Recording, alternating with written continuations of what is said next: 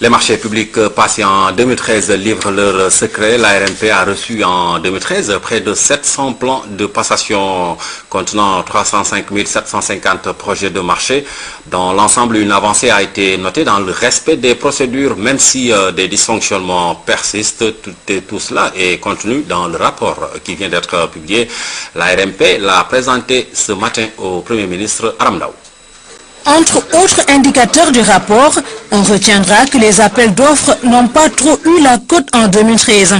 Pas en nombre. Ils ont représenté moins de 20% des marchés publics, là où les DRP, les demandes de renseignement de prix, se sont taillées la plus grosse part, 73%. Heureusement que côté comparaison en valeur, les appels d'offres reprennent le dessus. La DRP, même s'il représente autour de 75%, représente en valeur moins de 30% des marchés. Mais l'appel d'offres, qui représente 20% donc, du nombre de marchés, représente autour de 70-75% en valeur des marchés. Donc, il n'y a pas beaucoup de risques, même si beaucoup de marchés sont passés par la procédure dérogatoire, il n'y a pas beaucoup de risques au regard des enjeux financiers. Parce que c'est peu d'argent qui sont engloutis donc, dans les marchés de demande de renseignement et de prix. Depuis 2008, l'ARMP s'est engagée dans une voie de réforme avec comme principal objectif renforcer la transparence dans l'attribution et l'exécution des marchés. À l'heure du bilan de l'activité 2013, elle décerne aux autorités contractantes une note encourageante.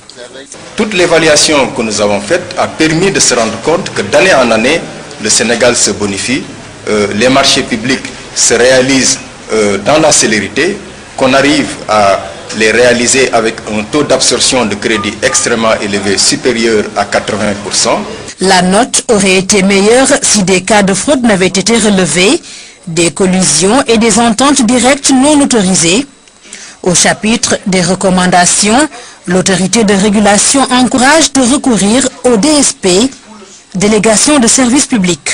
Dans les délégations de services publics, l'investisseur étranger ou national, l'investisseur d'une manière générale, réalise le projet avec ses ressources propres, prend une part du risque et se fait, en se faisant financer par le résultat de l'activité.